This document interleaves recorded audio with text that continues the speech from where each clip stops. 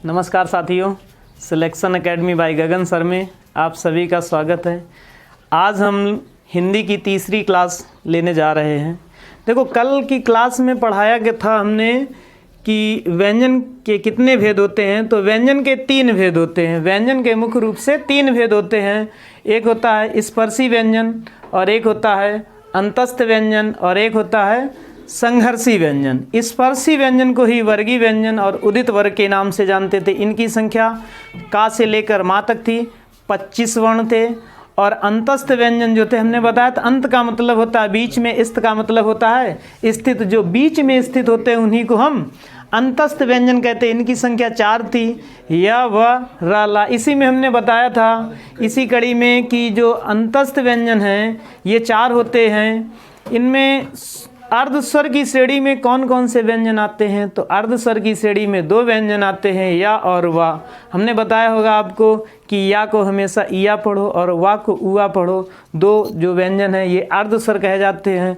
जो रा होता है वो हमारा लुंठित या प्रकंपित होता है। जो ला होता है उसको हम, ला को क्या कहते हैं? पार्श्विक। ला को हम पार्श्विक कहते हैं। इसके बाद में हमने आपको बताया होगा संघर्षी व्यंजन। संघर्षी व्यंजन या ऊष्म व्यंजन या गर्म व्यंजन, इनकी संख्या जो थी वो 4 थी, श, स और ह। तालु से बोला जाने वाला जो वर्ण होता है, हमने बताया था जो सा बोलते हैं, जीभ तालु में टच करें और हवा बाहर करें वो बोलता है सा, जिसको सीटी वाली सा बोलते हैं।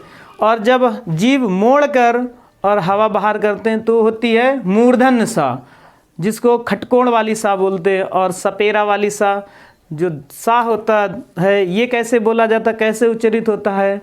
तो इसमें हमने आपको बताया था कि जीभ जो है उसको हम दांत में टच करेंगे और हवा बाहर करेंगे, वो निकल आएगी कौन सी? सा।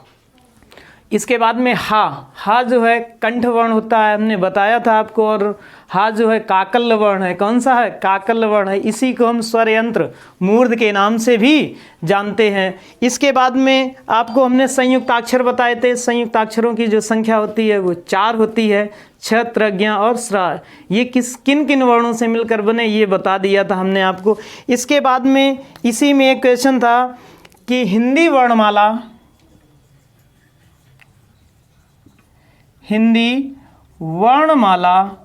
इसमें पूछा जाता है कि हिंदी वर्णमाला में के अनुसार, हिंदी वर्णमाला के अनुसार जो संयुक्ताक्षर हैं ये किन वर्णों के बाद आते हैं? तो हिंदी वर्णमाला के अनुसार संयुक्ताक्षर वर्णों का स्थान, हिंदी वर्णमाला के अनुसार संयुक्ताक्षर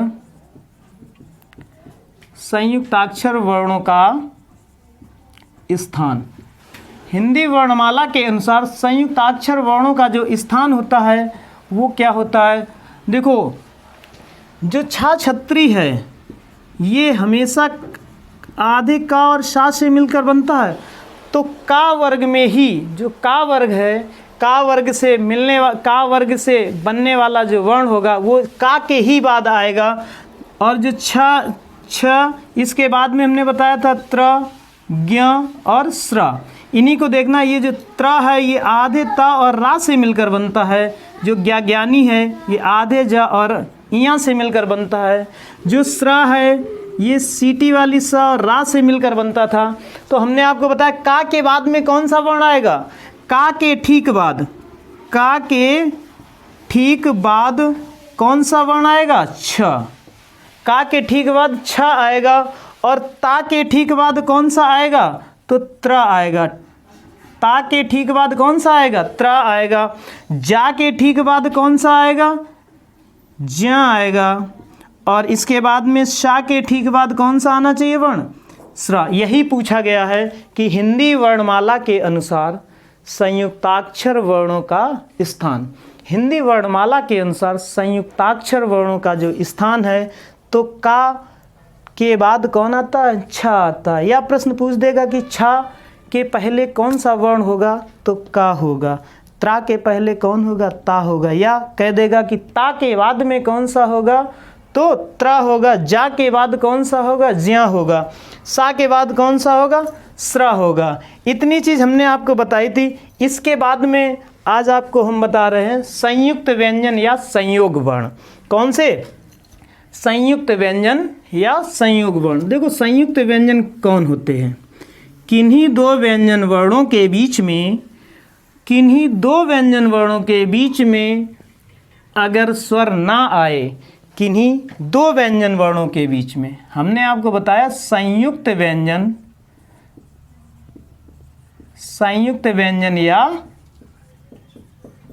संयोग वर्ण, संयुक्त व्यंजन या संयोग वर्ण।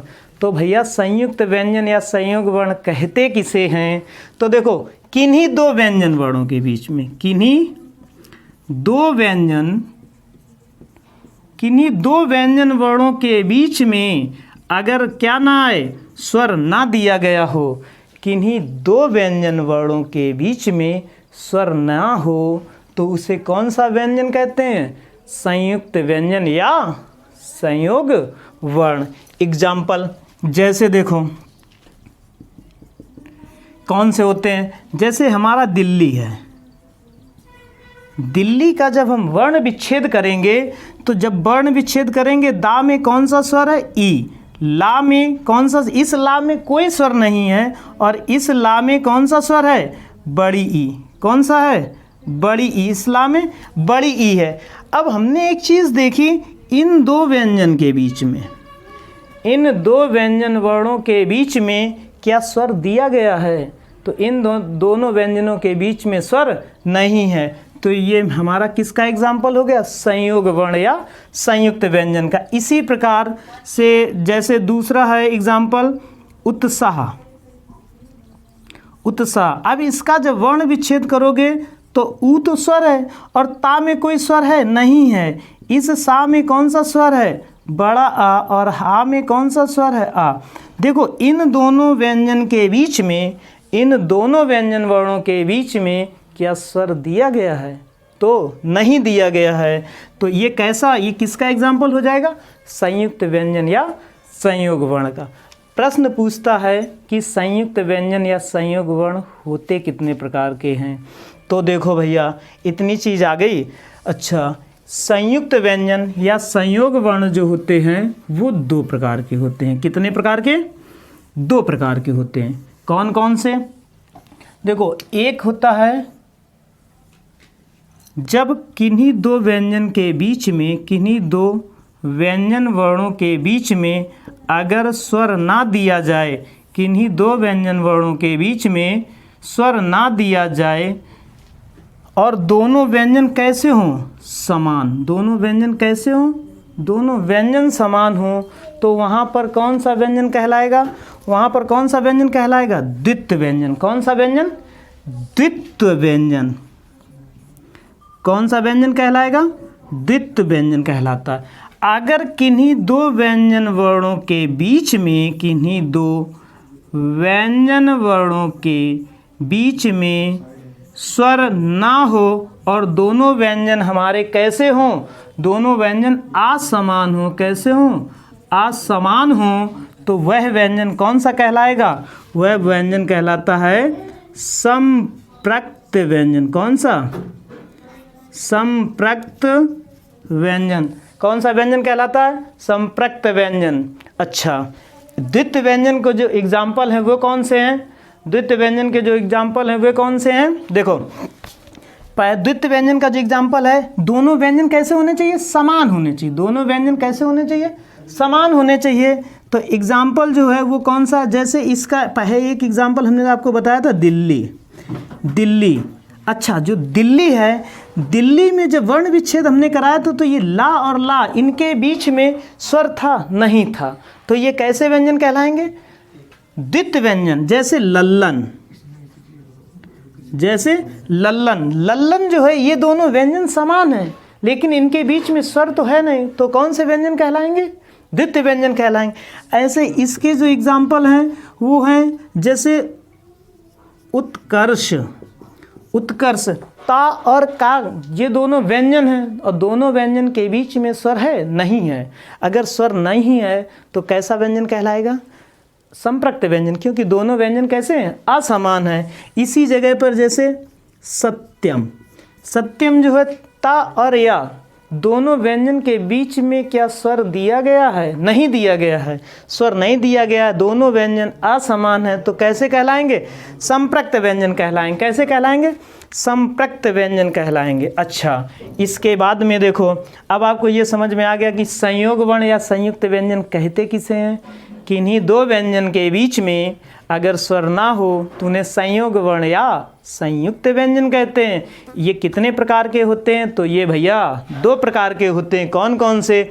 एक बार जब व्यंजन समान हो और बीच में स्वर ना हो तो कौन सा कहलाता है? द्वितीय व्यंजन कहलाता है। एक बार दोनों व्यंजन असमान हो, अलग अलग हो और बीच में स्वर ना हो तो क्या कहलाता है? संपृक्त व्यंजन कहलाता है। द्वितीय व्यंजन के एग्जाम्पल जैसे दिल्ली और लल्लन, और इसी प्रकार संपृक्त व्यंजन के एग्जाम्पल उत्साह, उत्कर्ष, उत्साह, सत्यम। तो ये चीज़ आ गई आपको। अच्छा, इसके बाद में आपको बताते हैं उत्क्षिप्त व्यंजन। इसके बाद में उत्क्षिप्त व्यंजन। देखो, उत्क्षिप्त व्यंजन जो होते हैं वो कहते किसे हैं? उत्क्षिप्त व्यंजन को ही हम विकसित व्यंजन, इसी को हम द्विगुणित व्यंजन के नाम से जानते हैं। कौन सा? उत्क्षिप्त या द्विगुणित या फिर विकसित व्यंजन। उत्क्षिप्त, द्विगुणित, विकसित व्यंजन, ये इनके ही नाम हैं। अच्छा, ये कितने होते हैं? तो ये 2 होते हैं। इनकी संख्या कितनी होती है? 2 होती है। कौन कौन से? एक तो डा और एक ढा। ढा, ये कैसे हैं दोनों? ये दोनों उत्क्षिप्त। देखो, डा के नीचे जो बिंदी लगी और ढा ढक्कन के नीचे जो बिंदी लगी है, यही उत्क्षिप्त व्यंजन होते हैं। ये कैसे व्यंजन होते हैं? उत्क्षिप्त व्यंजन होते हैं। उत्क्षिप्त का मतलब होता है फेंकना। उत्क्षिप्त का अर्थ होता है फेंकना।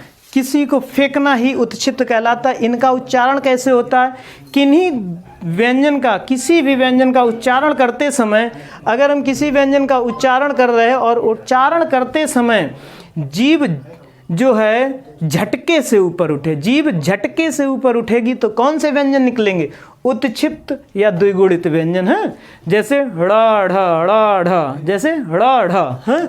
अच्छा, उत्क्षिप्त व्यंजन की जो शुरुआत होती है, इसकी जो शुरुआत होती है, उत्क्षिप्त व्यंजन की जो शुरुआत होती है वो कभी भी शब्द के प्रारंभ में नहीं होती। हमेशा याद रखना, उत्क्षिप्त व्यंजन का प्रयोग, उत्क्षिप्त व्यंजन का प्रयोग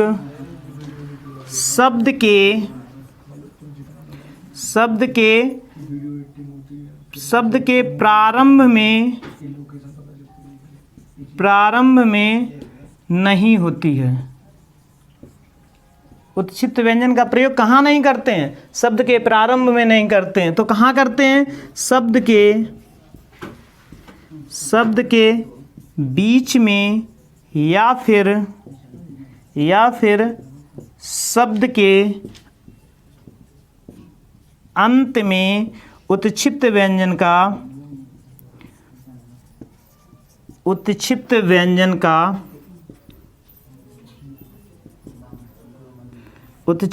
का प्रयोग किया जाता है। देखो, उत्क्षिप्त व्यंजन होते, उत्क्षिप्त व्यंजन की जो उत्क्षिप्त व्यंजन से किसी शब्द की शुरुआत नहीं की जाती है।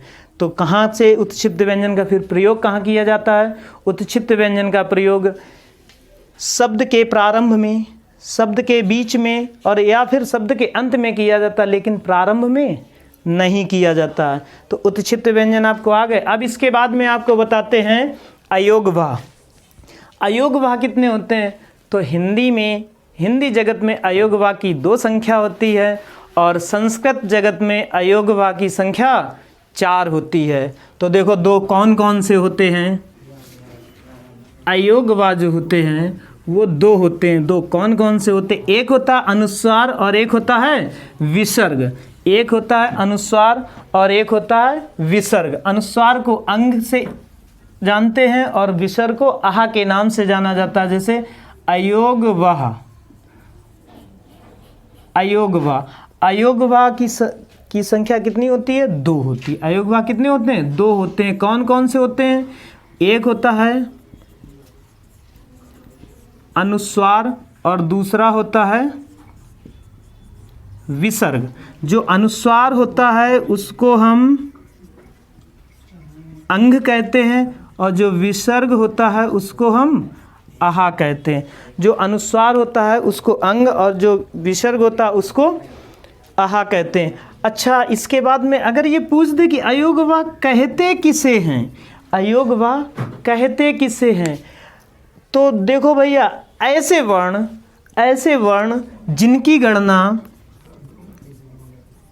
ऐसे वर्ण जिनकी गणना ना तो स्वर में की जाती है, ना तो स्वरों में की जाती है, और ना ही व्यंजन वर्णों में, और ना ही व्यंजन वर्णों में की जाती है। देखो, अयोग्यवाह कहते किसे हैं? ऐसे वर्ण जिनकी गणना ना तो स्वरों में की जाती है और ना ही व्यंजन वर्णों में की जाती हो, उसे क्या कहते हैं? अयोग्यवाह कहते हैं। अयोग्यवाह होते कितने हैं? तो 2 होते हैं। एक होता है अनुस्वार और एक होता है विसर्ग। अनुस्वार और विसर्ग, ये चीज़ आपको समझ में आ गई होगी। इसी जगह पर आपको हम बता दें कि ये हिंदी में अयोग्यवाह की संख्या कितनी होती है? देखो भैया, हिंदी में अयोग्यवाह की संख्या कितनी होती? 2 होती है। और संस्कृत में अयोग्यवाह की संख्या कितनी होती है? अयोग्यवाह की संख्या कितनी हो जाती है? 4 हो जाती है। संस्कृत में अयोग्यवाह की संख्या कितनी हो जाती है? 4 हो जाती है। कौन कौन से हो जाते हैं? देखो, एक हो जाता है अनुस्वार, और दूसरा हो जाता है विसर्ग। एक अनुस्वार, दूसरा विसर्ग। तीसरा होता है जिह्वा मूली। कौन सा? जिह्वा मूली। और चौथा होता है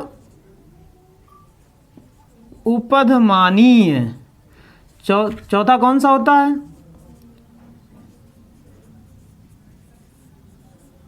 उपधमानी। देखो, हिंदी में अयोग्यवाह की संख्या 2 होती है, संस्कृत में 4 होती है। कौन कौन से? अनुस्वार, विसर्ग, जिह्वामूली और उपधमानी। जो अनुस्वार होता है उसको हम अंग कहते हैं, जो विसर्ग होता है उसको हम आहा कहते हैं। जो जिह्वामूली होता है ये होता है का और खा के ठीक पहले अर्ध विसर्ग जैसे जो चिन्ह लगे होते हैं। का और खा के ठीक पहले जो अर्ध विसर्ग जैसे चिन्ह लगे होते हैं उन्हें जिह्वामूली कहते हैं। और पा व फा के ठीक पहले जो अर्ध विसर्ग जैसे चिन्ह होते हैं उन्हें हम क्या कहते हैं? उपधमानी कहते हैं। उन्हें क्या कहते हैं भैया? उपधमानी। तो ये चीज़ आप जान गए कि हिंदी में अयोग्यवाह की संख्या 2, संस्कृत में अयोग्यवाह की संख्या 4 होती है। हिंदी में 2 कौन होते हैं? एक होता है अनुस्वार, एक होता है विसर्ग। अनुस्वार को अंग और विसर्ग को आहा कहते हैं। संस्कृत में अयोग्यवाह की संख्या 4 होती है। एक होता है अनुस्वार, एक होता है विसर्ग, जिह्वामूली और उपधमानी। अनुस्वार, अंग, विसर्ग, आहा, जिह्वामूली जो होते हैं वो का और खा के ठीक पहले अर्ध विसर्ग जैसे चिन्ह होते हैं उनको क्या कहते हैं? जिह्वामूली।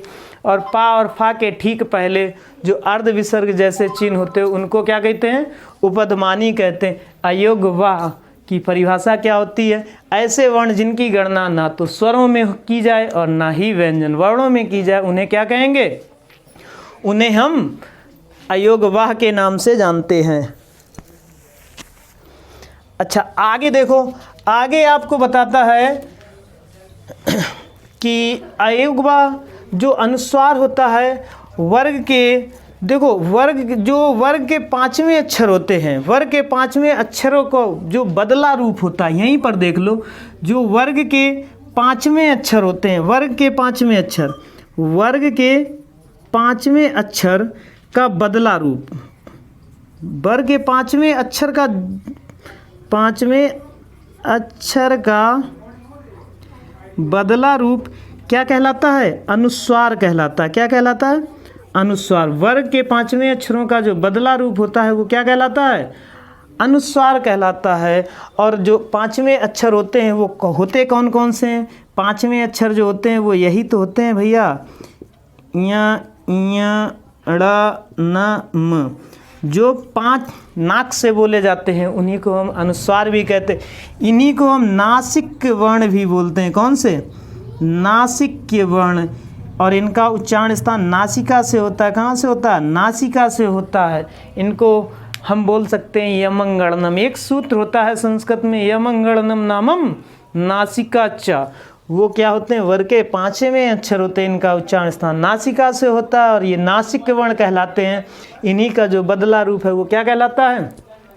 अनुस्वार कहलाता है। अच्छा ठीक है, अब इसके बाद में आपको बताते हैं उच्चारण स्थान या बोलने के आधार पर वर्णों के भेद। उच्चारण स्थान या बोलने के आधार पर वर्णों के भेद। तो देखो कौन कौन से होते हैं। उच्चारण स्थान या बोलने के आधार पर वर्णों के भेद। हमने आपको बताया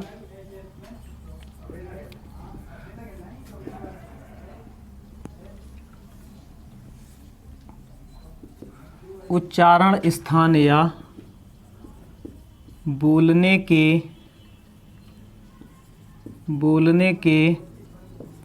आधार पर वर्णों के भेद। उच्चारण स्थान या बोलने के आधार पर वर्णों के भेद। तो उच्चारण स्थान या बोलने के आधार पर वर्णों के भेद हिंदी जगत में 7 होते हैं। कितने होते हैं? 7 होते हैं। कौन कौन से होते हैं? पहला होता है, देखो याद रखना, कंठ, तालु, मूर्धा, दंत, ओष्ठ। देखो कितने हो गए? 1 2 3 4 5 हो गए। एक होता है नासिका, नासिका या नासिक के हैं। और एक होता है जीवामूलीय। देखो कंठ से बोले जाने वाले वर्ण, इसको हम बोलते हैं, इसको एक तरीके से और याद रखो, क, ता, मु, द, ओ, नाजी। कता मुदो नाजी, कता मुदो नाजी। कता मुदो का मतलब कंठ, तालु का मतलब ता का मतलब तालु, मुंह का मतलब मूर्धन, दा का मतलब दंत, ओ का मतलब ओष्ठ, ना का मतलब नासिका, जी का मतलब जीवामूली। कंठ से बोले जाने वाले वर्ण, कंठ से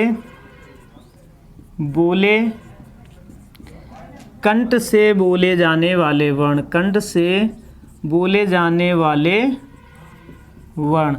ऐसे देखो कंठ से बोले जाने वाले वर्णों को ही हम क्या बोलते हैं? कंठ वर्ण। क्या बोलते हैं?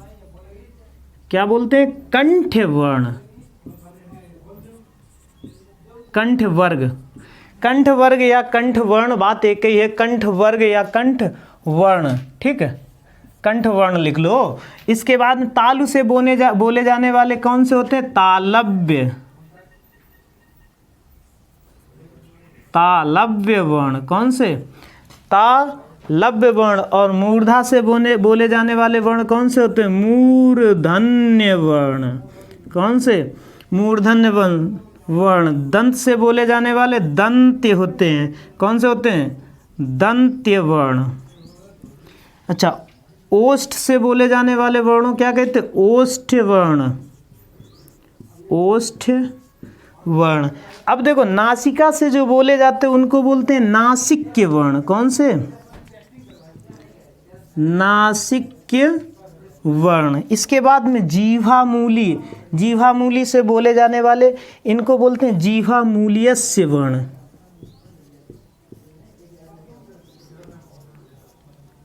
जीवा, देखो जीवामूलीय लिख लेना तो भी सही है, या जीवामूलीयस्य, दोनों सही होते हैं, ठीक है। तो प्रश्न पूछा जाता उच्चारण स्थान या बोलने के आधार पर वर्णों के भेद कितने होते हैं? 7 होते हैं। उच्चारण स्थान या बोले जाने के आधार पर वर्णों के भेद कितने होते हैं? 7 होते हैं। कौन कौन से होते हैं हमने आपको बताया, याद रखना। क ता मु द, क ता मु द ओ ना जी, कता मुदो ना जी, कता मुदो ना जी। तो का से हो जाएगा कंठ, ता से तालब, मुंह से मूर्धन, दा से दंत, और उसके बाद में ओ से ओष्ठ, और ना से नासिक, जी से जीवा मूली, जी से जीवा मूली। कंठ से जो बोले जाते हैं उन्हें कंठ वर्ण बोलते हैं, जो तालु से बोले जाते हैं उन्हें तालव्य वर्ण बोलते हैं, जो मूर्धा से बोले जाते हैं उन्हें मूर्धन्य बोलते हैं, जो दंत से बोले जाते हैं उन्हें दंत्य बोलते हैं, जो ओष्ठ से बोले जाने वर्ण होते हैं उन्हें ओष्ठ वर्ण कहते हैं, जो नासिका से बोले जाते हैं वो नासिक के वर्ण कहलाते हैं, जो जीवा मूलीय से जीवा की जड़, जीवा मूल का मतलब होता है जीव की जड़। जीव की जड़ मेरी कहाँ होती? कंठ के थोड़ा सा ऊपरी भाग में जो होता है, कंठ का जो थोड़ा सा ऊपरी भाग होता है उसी को हम क्या कहते हैं? जीवा मूल। कुल मिला के जीवा की जड़। अच्छा, वर्णों के उच्चारण स्थान। अब इसके बाद में आपको हम बताते हैं वर्णों के उच्चारण स्थान। देखो,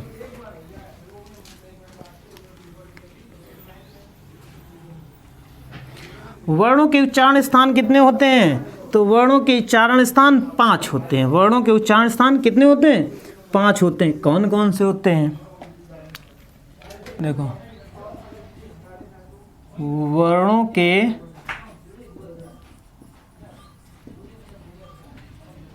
उच्चारण स्थान, वर्णों के जो उच्चारण स्थान होते हैं वो 5 होते हैं, हमने आपको बताया। अब याद रखो, क ता मु द ओ। का मतलब होता है कंठ, का अर्थ होता है कंठ से। जो कंठ से होते हैं उन्हीं को हम कंठ का वर्ग बोलते, कंठ। कौन से? कंठ। ता से तालव्य, ता से तालब, मुंह से मूर्धन, दा से होते हैं दंत, ओ से होते हैं ओष्ठ। ठीक, कता मु द ओ, कता मु द ओ, कंठ तालव मूर्धन दंत ओष्ठ। जो कंठ से बोले जाते हैं उन्हें हम का वर्ग बोलते हैं, जो तालु से बोले जाते हैं उन्हें चा वर्ग बोलते हैं, जो मूर्धन से बोले जाते हैं उन्हें टा वर्ग कहा जाता है, जो दंत से बोलते हैं उन्हें ता वर्ग के नाम से जानते हैं, जो ओष्ठ से बोले जाते हैं उन्हें पा वर्ग के नाम से जाना जाता है। देखो, हिंदी में जो वर्ग होते हैं वो होते हैं क च ट त प, क च ट त प, का वर्ग, चा वर्ग, टा वर्ग, ता वर्ग और पा वर्ग। इन्हीं को जब वर्गों को संस्कृत में बोलते हैं तो संस्कृत में इनको बोलते हैं कु, चू, टू, तू, पू। कु वर्ग, चू वर्ग, टू वर्ग, तू वर्ग, पू वर्ग। कु का अर्थात होता है ये एते उदिता सूत्र से निकलता है, एते उदिता से निकलता है कु वर्ग। और जब इसमें एक सूत्र लगाया जाता है तस्य लोपा, तस्य लोपा जब सूत्र का प्रयोग किया जाता है तो ऊ जो है, छोटा ऊ जो होता है ये इसका लोप हो जाता है, तो फिर आ जाते हैं का वर्ग, कु वर्ग का मतलब का वर्ग, चू वर्ग का मतलब चा वर्ग, टू वर्ग का मतलब टा वर्ग, और तू वर्ग ता वर्ग, पू वर्ग पा वर्ग। अच्छा, इसमें जो होते हैं इसमें कौन कौन से वर्ण होते हैं? क ख ग घ इंगा। कौन कौन से होते हैं? क ख ग घ इंगा। इसके बाद में जो चा वर्ग होता है इसमें कौन से होते हैं? च, छ, ज, झ और इया। जो इसमें होते हैं ये होते हैं ट, ठ, ड, ढ और ण। इसके बाद में इसमें जो होते हैं त, थ, द, ध, न। जो इसमें होते हैं वो होते हैं प, ये देखो ता है, प, फ, ब, भ और म। अब देखो इसमें क्या होता है, जो का वर्ग है, का वर्ग में क ख ग घ इंगा होते, चा वर्ग में च छ ज झ इया होते, टा वर्ग में ट ठ ड ढ ण होते, जो ता वर्ग में होते वो ता थ द ध न होते, पा वर्ग में पा फ बा भा म होते। देखो का वर्ग, का कंठ होता है, याद कैसे करेंगे? ऐसे याद रखो, या तो कता मुदो, या फिर याद रखो का जो है का से ही वर्ण की शुरुआत हुई, वर्णमाला जो है व्यंजन की शुरुआत का वर्ण से हुई। अब का वर्ण से हुई और मेरा ये क्या है? कंठ। देखना, जब कंठ से हमने बोले उंगली यहाँ रखो और का वाली लाइन बोलो, जहाँ पर जोड़ पड़ेगा वहीं से उच्चारण स्थान होता। क ख ग घ ङ।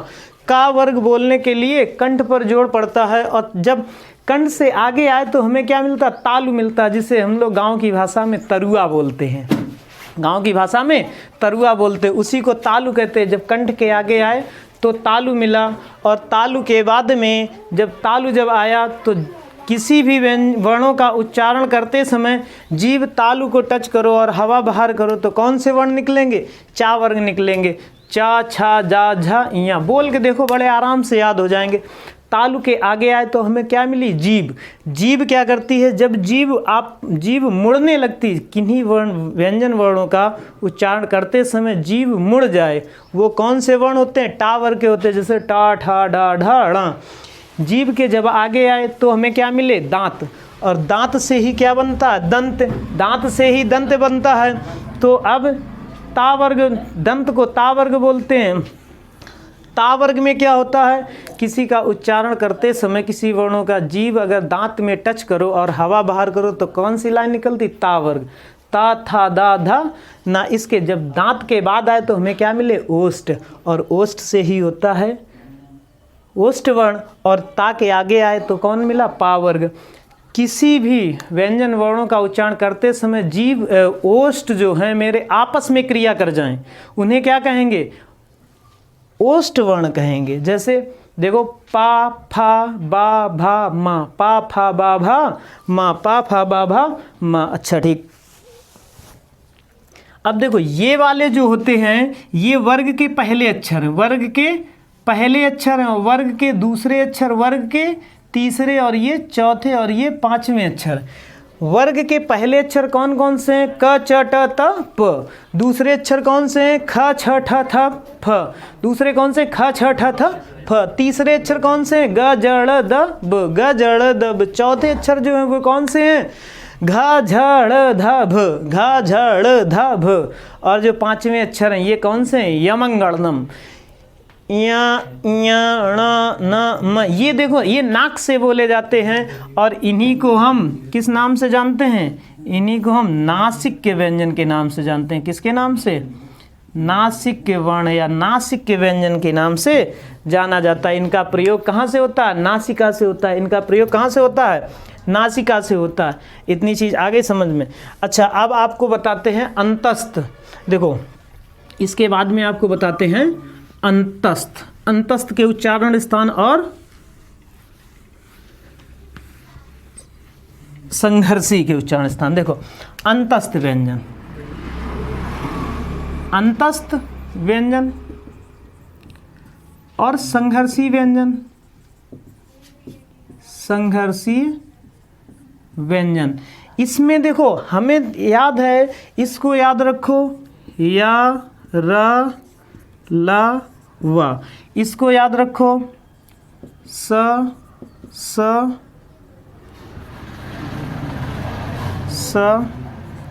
स और हाँ।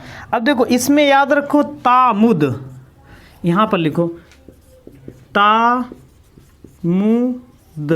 ता का मतलब होता है तालब, मु का मतलब होता है मूर्धन, दा का मतलब होता है दंत। ये देखो, तालब वर्ण कौन से होते हैं? या और र। अब देखो, जो या है ये भी तालब है और इसमें ये भी तालब है, ठीक। मूर्धन जो है, रा भी मूर्धन है और सा भी मूर्धन है। ला जो है ये दंत है और इसमें ये सा भी दंत है। अब देखो, हा जो होता है, एक संस्कृत में सूत्र होता है वकारस्य दंतोष्टा। कौन सा? वकारस्य दंतोष्टा। तो इस ये दो से मिलकर बनता है, एक बनता है दंत प्लस ओष्ठ से, दंत प्लस ओष्ठ से। इसी वजह से इसको बना दिया गया दंतोष्ठ, दंतोष्ठ। हा का जो उच्चारण स्थान होता है ये होता है कंठ। हा का उच्चारण स्थान कहाँ से होता है? कंठ से होता है। इतनी चीज़ आ गई। हा का उच्चारण स्थान कंठ से होता है।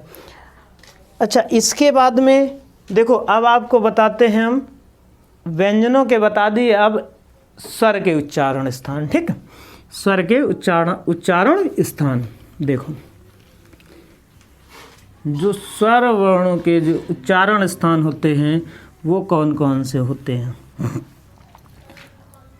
लिखो, स्वर वर्णों के उच्चारण स्थान। स्वर वर्णों के उच्चारण स्थान। देखो स्वर वर्णों के जो उच्चारण स्थान होते हैं वो कौन कौन से होते हैं, हमने आपको बताया था, याद रखो। क त मु द ओ, इतना याद रखा। का से क्या निकलते हैं? अ आ कहाँ से निकलता है? कंठ से। और तालु से ई। देखो उ उ उ उ उ उ उ उ बोलने में ओठ मेरे क्रिया कर रहा है, आगे आ रहा है, तो ये कहाँ से हो जाएंगे? उ उ। मूर्धन से क्या निकलता है? मूर्धन से तो देखो ये री निकलता है, और इसका जो बड़ा रूप था ये भी तो मूर्धन से ही तो निकल रहा था, लेकिन ये हिंदी से हटा दिया गया है।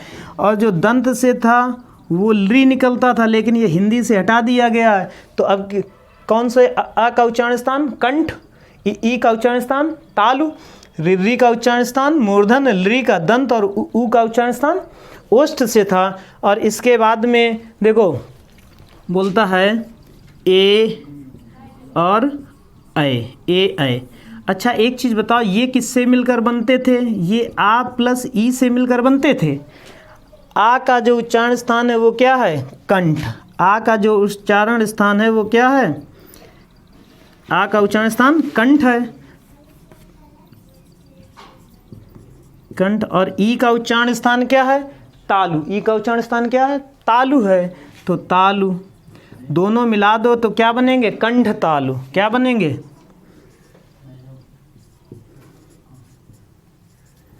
कंठ तालु। और ओ और औ के उच्चारण स्थान जो ओ औ बनते हैं, ये किससे बनते हैं? आ प्लस ऊ से, या बड़ी से ये बनता है और ये बड़ा ऊ से बनता है, बात एक ही है।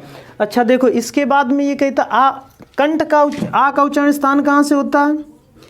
कंठ से। और ऊ का उच्चारण स्थान कहाँ से होता है? ओष्ठ से। ओष्ठ से दोनों जब मिला दोगे क्या बनेंगे?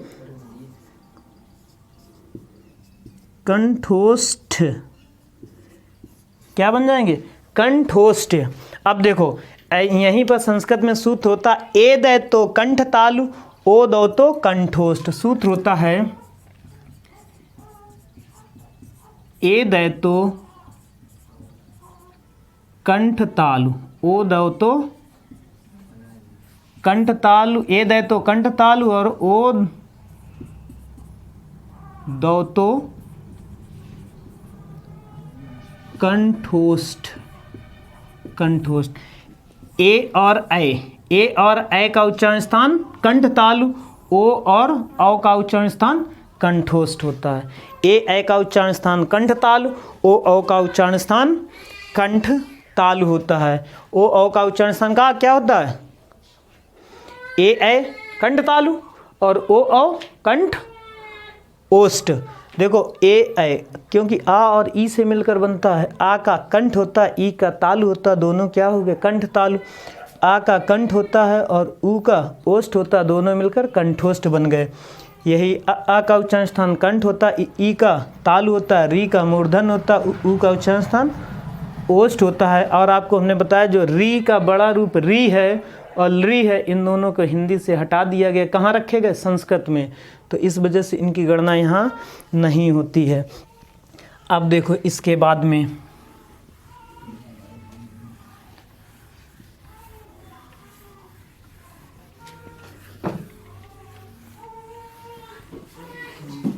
में आपसे पूछेगा कि अनुस्वार अंग का उच्चारण स्थान। देखो अनुस्वार, नोट पॉइंट लिख लेना। जो पहला है अनुस्वार,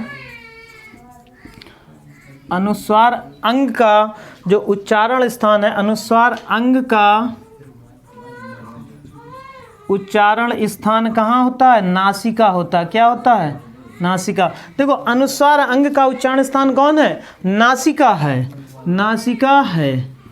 अच्छा ठीक। दूसरा जो पॉइंट है वो कहता है विसर्ग। जो विसर्ग होता है, विसर्ग जो आहा होता है, उसका उच्चारण स्थान कहाँ होता है? विसर्ग आहा, आहा आहा, देखो हम ऐसे बोले आहा, आहा बोल रहे तो जोर कहाँ पड़ रहा, कंठ पर पड़ रहा है, तो विसर्ग का उच्चारण स्थान कहाँ पर हो जाएगा, कंठ हो जाएगा। विसर्ग का जो उच्चारण स्थान है वो कहाँ हो जाएगा, कंठ हो जाएगा। इसके बाद में हमने आपको बताया था तीसरा कि जीवा मूली, जीवा मूली जो होते हैं, जैसे क और खा के ठीक पहले अर्ध विसर्ग जो होते हैं, इनका जो उच्चारण स्थान होता है वो क्या होता है, जीवा की जड़। क्या होता है, जीवा की जड़। हमने बताया जीवा की जड़ क्या होती है, कंठ के अगले भाग को, कंठ के ऊपरी भाग को क्या कहते हैं, जीभ की जड़ बोलते हैं। ठीक है। अच्छा, कठोर तालव्य कौन से होते हैं, चौथा पॉइंट है कठोर तालव्य। जो कठोर तालव्य वर्ण होते हैं वो कौन से होते हैं, च छ ज झ और श। कौन से होते हैं, च छ ज झ और श होते हैं। पांचवा जो पॉइंट होता है वो कहता है कठोर के बाद में कोमल तालव्य। कौन से, कोमल या मृदु तालव्य, मृदु तालव्य वर्ण। कोमल या मृदु तालव्य वर्ण जो कौन से होते हैं, क ख ग घ इया। कौन कौन से होते हैं, क ख ग घ और इया, क ख ग घ और इया। अच्छा, इसके बाद में छठा जो होता है वो पूछता है वर्ष्य वर्ण। वर्ष्य वर्ण जो होते हैं वो कौन से होते हैं, न स र ल। कौन से होते हैं, न स र ल और ज, न स र ल ज होते हैं। इसके बाद में जो सबसे इम्पॉर्टेंट है, ये बहुत इम्पॉर्टेंट बनता है, कहता है स्पर्श संघर्षी। स्पर्श संघर्षी व्यंजन जो होते हैं वो कौन कौन से होते हैं, स्पर्श संघर्षी व्यंजन च छ ज झ। कौन से होते हैं, च छ ज और झ। देखो, जो अनुस्वार होता है अंग का उच्चारण स्थान नासिका होता है, अनुस्वार अंग का उच्चारण स्थान नासिका होता है। विसर्ग आहा का उच्चारण स्थान कंठ होता है। जीवा मूल्यस का उच्चारण स्थान जीवा की जड़ होता है। कठोर तालव्य जो होते हैं वो होते च छ ज झ श होते हैं। जो कोमल या मृदु तालव्य होते हैं वो कौन से होते हैं, क ख ग घ और इया होते हैं। वर्ष वर्ण जो होते हैं वो न स र ल ज होते हैं। जो स्पर्श और संघर्षी, ये बहुत इंपॉर्टेंट है, स्पर्श और संघर्षी व्यंजन होते हैं वो कौन कौन से होते हैं, च छ ज झ, च छ और ज झ, च छ और ज झ। अच्छा, इसके बाद में देखो, इसके बाद में जब हम कल आपको पढ़ाएंगे तो आगत वर्ण, ग्रहित वर्ण या देशज विदेशज पढ़ाएंगे। तो आज के लिए साथियों इतना ही काफ़ी। आप लोग ये ज़रूर बताना कि वीडियो कैसी लगी। बहुत बहुत धन्यवाद आप लोगों का।